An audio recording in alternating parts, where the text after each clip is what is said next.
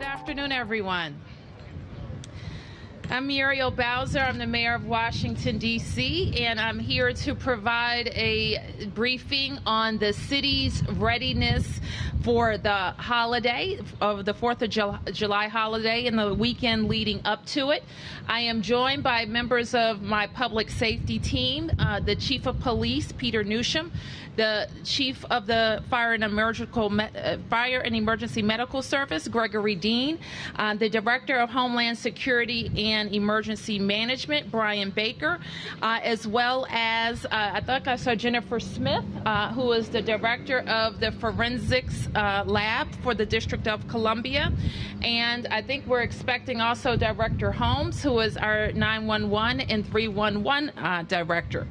We are here to ensure that every resident is prepping and is prepared for the upcoming July 4th festivities. We, as always, are looking forward to celebrating the independence of our nation right here in the nation's capital and in neighborhoods and backyards and patios and pools all across Washington, D.C. So whether you're hosting a summer barbecue or block party, or whether you're traveling from another state to participate in the nation's fireworks, we want you to enjoy yourselves, but we want you to be safe with your families and friends.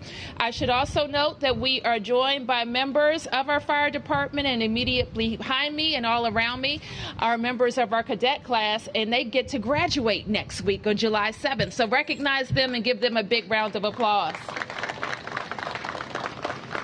And I also have members of my MPD training class, Chief, which means they're going to be in a police district sometime in the near future. So give them a round of applause. So I'm going to invite the Chief of Police to give us an update on MPD's preparations. He's also going to provide an update of some timely MPD closures and investigations. So I want to thank him for that. Let me just provide a few safety tips before I turn to the Chief. We're going to have a hot weekend. So we know when people come out to a lot of these activities down on the mall, they're doing those activities for long times in the hot weather and sun. So please drink a lot of water. Wear light colored clothing and loose fitting clothes. Watch for symptoms of heat cramps, heat exhaustion, and heat stroke. Apply sunscreen at least 20 minutes before going outside. We also want to alert you to district cooling centers should we need to activate them, and they're located throughout the city, and they can be found at heat.dc.gov. So in addition, remember that on very hot days, you can keep everyone safe by checking on your elderly and sick neighbors and also calling our shelter hotline if you come across neighbors experiencing homelessness that need our help. We also remind you to take care of your pets during these very hot weather days over this weekend and throughout the summer, and ensure that you're providing them shelter and hydration as well. Chief Newsham will also, Chief Dean will also provide important reminders about fireworks, firework safety, and grill safety. And with that, I'm going to turn to Chief Newsham for his update. Okay, good afternoon, everyone. Good afternoon. Good afternoon, and thank you, Mayor Bowser, for having me here. I also want to thank the MPD recruit officers and the D.C. Fire and EMS cadets who are here. Of course, Chief Dean, Dr. Smith, Brian Baker, and the other agency heads that are here. We're here to talk about a fun and safe 4th of July holiday. There's no better place to celebrate the 4th of July than here in Washington, D.C. And as you know, there are several events planned across the city which will draw thousands of residents and visitors. We're urging residents and visitors alike to be patient, plan to use extra time when you're traveling through the city, and most importantly, be courteous. MPD will be at full staffing for this event, and the men and women of the Metropolitan Police Department take great pride in sacrificing their holiday to host one of the best 4th of Julys that there is anywhere in the country. There are currently no threats to the Washington, D.C. region for the 4th of July. We have been planning and coordinating with our local and federal partners to ensure that we have a very successful day. MPD will have full deployment to ensure not only that the events downtown are covered, but that our communities that we service every day will have a full staffing of police officers. Again, if you are planning on driving, please understand that many streets, particularly streets around the National Mall, will be closed. The best way to navigate our city on the 4th of July is to check out our street closures, which will be released today. And make sure you chose the best route that you can to get in and out of the city. If you're using public transit, make sure to check the street closures ahead of time. Find out which metro station is most convenient for your travel. And most importantly, give yourself plenty of extra time. If you plan to enter the mall between the Washington Monument grounds at 14th Street and 23rd Street, there will be visitor access points for pedestrians that will be controlled by the U.S. Park Police. A list of prohibited items will be made available today in the mayor's press release. The mayor mentioned that there are several parades and events that will occur over the weekend. In addition to the multiple smaller community-based events, we will have the larger events, which include the parade at Barracks Row, the Palisades Parade, the National Independence Day Parade on Constitution Avenue, and of course, the D.C. fireworks display. If you're planning to attend, please remember the heat, come prepared, and review where you can and cannot enter to best access the parade routes. While we encourage everyone to enjoy the holiday, partake in the celebrations, and have fun, we'd like to remind everyone to use safety precautions, common sense, and good judgment. And more importantly, if you see something suspicious, please say something to a law enforcement official. Before I turn the podium over to Chief Dean, I want to quickly touch on two other issues. This past Sunday afternoon, several mostly young men on motorbikes and ATVs decided they were going to terrorize the drivers and the pedestrians of our community. They drove recklessly and illegally on sidewalks and streets at National Harbor and here in the district. I want to let folks know that behavior will not go unchecked. My intelligence unit has been going through video footage, social media. They've had some information from the public. Today, we will be releasing the images of 54 persons of interest. We are going to ask the community to help us in identifying these folks that were involved in this behavior. We have intelligence to suggest that some of the people that were involved came from as far as Florida and Indiana. I got to tell you, I go to community meetings all the time, and people are sick and tired of this behavior in our community. This behavior is reckless, it's dangerous, it terrorizes our kids, our moms, our dads, our seniors, and it's pathetically, in my opinion, juvenile. Grown men acting like juveniles. So for those of you who have been talking to me, for those of you who are sick and tired of this behavior, please take a look at these images and help us identify these folks, and we will do the rest. These images will be located on MPD's website and on our YouTube page. And as an incentive, individuals who give information may be eligible for a $250 reward. You can call 202-727-9099, or you can text us on 50411. The last thing I'm going to announce real quickly is the recent closure of 2 homicides in our city. On November 30th, 2016, at about 11 p.m., members of the 7th District located an adult male suffering from multiple gunshot wounds in the 100 block of Irvington Street Southwest. DC Fire and EMS transported the victim to a local hospital where he was pronounced dead. The decedent was 25-year-old Marcus Barnes of Temple Hills, Maryland. Yesterday, pursuant to an arrest warrant for second-degree murder while armed, Troy Suter of Northeast D.C. was charged with second-degree murder. The second closure is a homicide closure from earlier this week. On Wednesday at about 7:58 a.m., members of our 5th District responded to the 1300 block of Trinidad Avenue Northeast for the report of an unconscious male.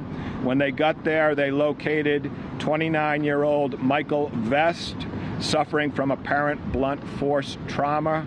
DC Fire and EMS responded, but the victim showed no signs consistent with life. He was pronounced dead on the scene. At approximately 9 a.m. this morning, 22-year-old Tavon Maurice Davis of Southeast DC was arrested and charged with second-degree murder while armed. I want to thank the homicide detectives of the Metropolitan Police Department, Captain Anthony Haith. This is their 5th homicide closure this week. I am now going to turn the podium over to Chief Gregory Dean of our DC Fire and EMS. Chief Dean.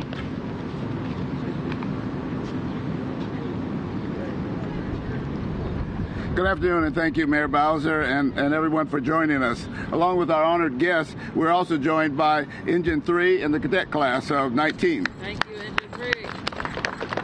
Cadet class, as mentioned, graduates next Friday, and also congratulations to our police recruits. Let's see if we kept everything.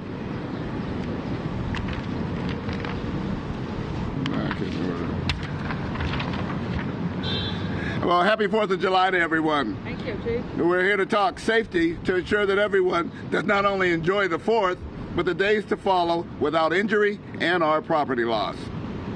It looks like this is going to be a hot weekend. Make sure that you hydrate often to avoid such things as heat stroke and heat exhaustion. The loud noises of the celebration are extremely hard on our pets, so plan a place to keep them safe. During our celebrations, keeping our family and friends safe from the dangers of fireworks is important. Each year, we respond, treat, and transport. I think the wind won.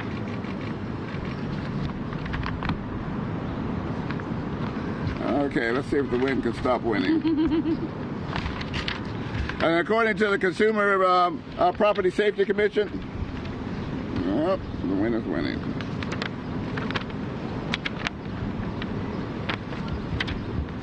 All right, I'll just keep talking. I know what I got to do. Right, each year respond and transport patients looking for around the 4th of July. No, that's not easy. Let's go here. According to the Consumer Commission, yeah, that's not going to work, people. All right, let me just talk about accidents. We'll work our way through it. Okay. It makes sense to you. So, around the 4th of July, we have approximately 18,000 calls that we respond to. Of that, 1,300 are accidents that happen to structural. We have about 300 car fires, and 17,000 of our calls are outside and other places. So we are trying to ensure that we keep everybody safe. Additionally, we have fireworks, and most of the fireworks injuries that we have happen to extremities. And last year, I think we had they said about 12,000 calls that we responded to, and most of those were extremities. Of those calls, you have 1 out of every 4 that happens to children. And the goal this year is to say that how do we keep the 4th of July safe? And the way we keep it safe is that we use legal fireworks, that we understand that even sparklers are not to be in the hands of kids. Sparklers burn at 2,000 degrees. That is hotter than a blowtorch. This is the one time a year we decide that it's okay for kids to handle sparklers. Our advice to you and what we say is do not use anything but legal fireworks, and do not put fireworks in the hands of kids. Grilling. As we get to grilling, we're saying this. It is the 4th of July. Everybody wants to grill on the 4th of July, but we want you to do it safely. We want to make sure that you are at least 10 feet away from any structure of fire, and that you keep something there in case it gets away from you. Additionally, how are we doing over here? Additionally, we have some.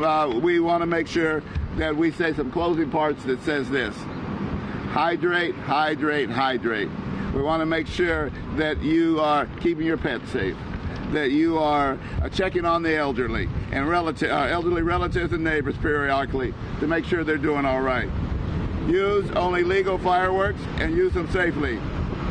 Keep your grills away from combustibles. And at the end of the day, we want to make sure everybody enjoys the 4th of July. And the way we enjoy it is by doing it safely. Thank you. Thank you. Thank you, Chief. And I know the Chief is especially concerned about sparklers and our young people and sparklers. Sparklers are deceiving.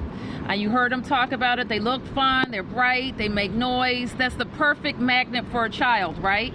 The temperatures that sparklers reach, 2,000 degrees. And each year we see children burned and fire set because of sparklers. So we want to remind everybody, we have the best fireworks display anywhere in the USA. Yeah, I said it. Anywhere in the USA. Best, right here.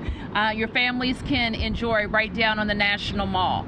And otherwise, we want you to use fireworks responsibly. And I think that we'll have a team on site that will be able to show what legal fireworks look like in the District of Columbia.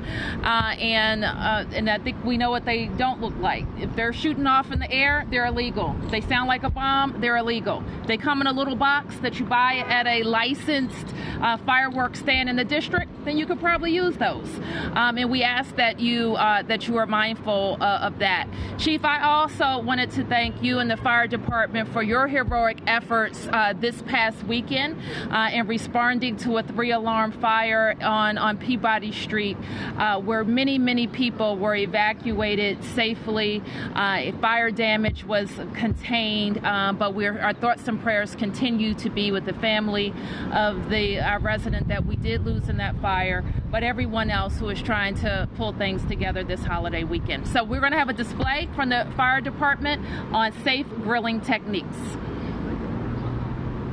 And then I'll come back for questions. Right now we're getting ready to use the charcoal grill, typical charcoal grill, small one as you can see.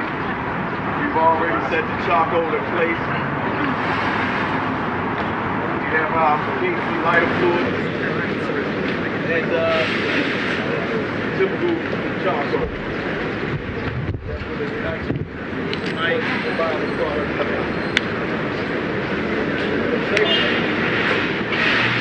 Safety vessel, we have our 10 trash cans in order to put the ashes out when we finish. Once the charcoal cools down, you do not throw hot ashes into a rubber or any other kind of container. You want a metal container so that it can contain the ashes. Preferably one with a top on it, so it can smother any type of chemical. We have our bucket of water also. The water's inside of here, so just in case the fire gets out of hand, like I said, we have a small amount of charcoal here. It should be no problem.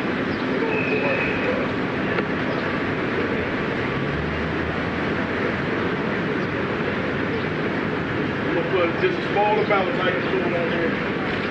I want to see the 4th of July.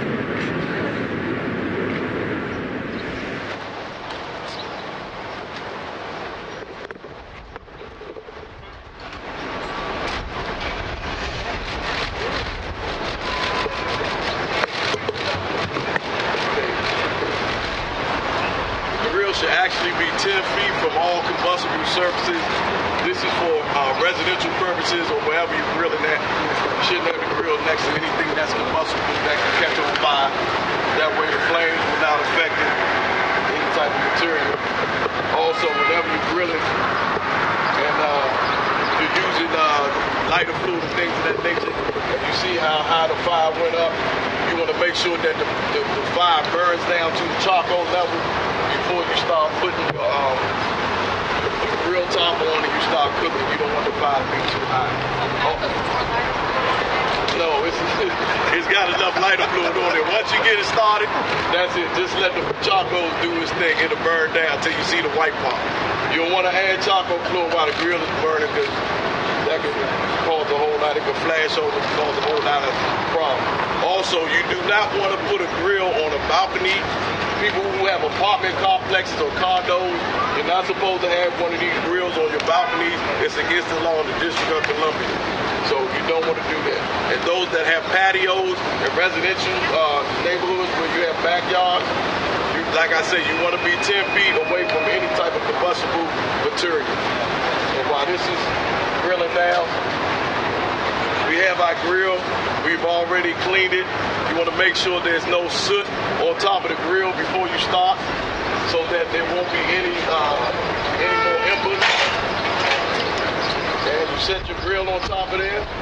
And once the fire cools down and the coals get white, you're ready to grill your food. All right. We have our fireworks display set up here. We have both legal and illegal fireworks, just to show you the difference. I'm Lieutenant Cole from the Fire Marshal Office, and the Fire Marshal Office every year we get a number of illegal products that we have confiscated off the streets of Washington, D.C., and we've just taken a few to show you. These are firecrackers, of course. This is a pack of firecrackers. That's illegal. This is what we call a cherry bomb, or M60. This is like a half a stick of dynamite. This is also illegal. Of course, anything with a side-loaded fuse is illegal. That lets you know it's going to have a big boom associated with it. That's illegal. You have these Roman candles, which are illegal. They're too big and too long for the purposes of the District of Columbia. You don't want you walking around, but people hold these in their hands and they bring the hazard to other people. This right here is what you call a fire candle. It has 84 shots. It's a Roman candle.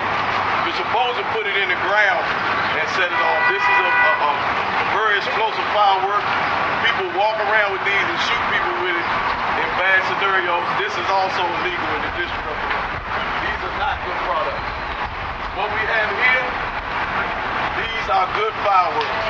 They're packaged, they're top loading, and they've been approved by the Fire Marshal Office. We have a warehouse in the district where we go and approve all fireworks that are to be sold in the District of Columbia before they hit the street. These are good fireworks. Along with this packaging, all of these are top loading. The candle is on top. These are good fireworks that have been approved by the District of Columbia Fire Marshal Office. And of course, everyone's favorite sparklers. But the sparklers had to be less than 20 inches. They cannot be real long. They cannot be 2 feet long where you walk around with a big sparkler. These are just 12 inches or less sparklers. And we have 40 good certified fireworks stands all throughout the District of Columbia that the Fire Marshal Office has already went and permitted and checked out. They have all their signage, all their fire extinguishers, such as this. This is a 2A10BC fire extinguisher. They have their water cannon. They have their no smoking signs, and they have their permitted workers who are over the age of 18 that we've already licensed and checked out. And so we want you to have a good 4th of July. We want you to have a safe 4th of July, and this is the way we go about doing it.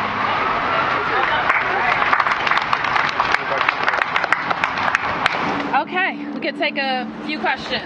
On topics first. Does that include any of the topics? Come again? Does that include any of the topics? Or? Yes. Okay, so Chief, Prince George's County Police today had a press conference with their prep, and it seems like they're rolling out some new initiatives to try and catch these guys in case they do something again over the 4th of July weekend. Is that have they partnered with you on this, or are you rolling anything? We work very closely with Prince George's County, and as you know, the incident from this past weekend was in and out of the district and Prince George's County, and so to the extent that we are able to develop tactics jointly that successfully address this issue, we'll be happy to do it. I can tell you this, so far this year, There has been fewer of these incidents than we had last year, so I think we are having an impact. We did seize a number of ATVs last year. I can get you the details on that. And we've also made a number of arrests last year, I think as many as 50 arrests. God bless you. And we intend to do the same. We're not going to stop. I can tell you, when I go, like I said, when I go to community meetings, this is one of the number one issues that this community they're not happy with this at all.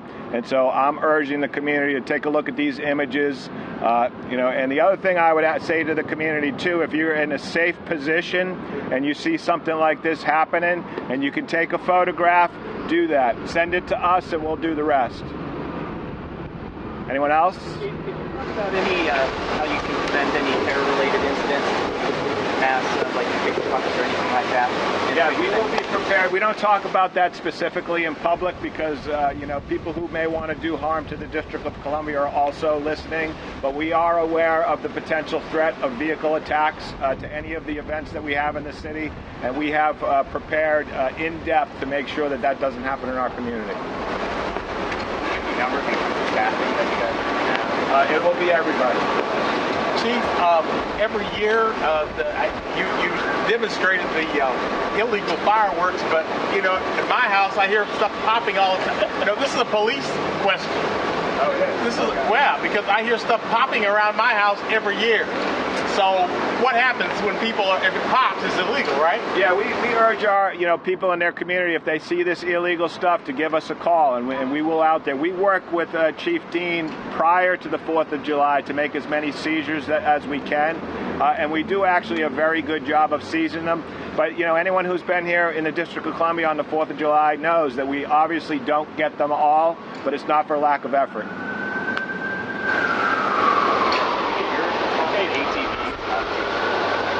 Well, I think the chief covered it.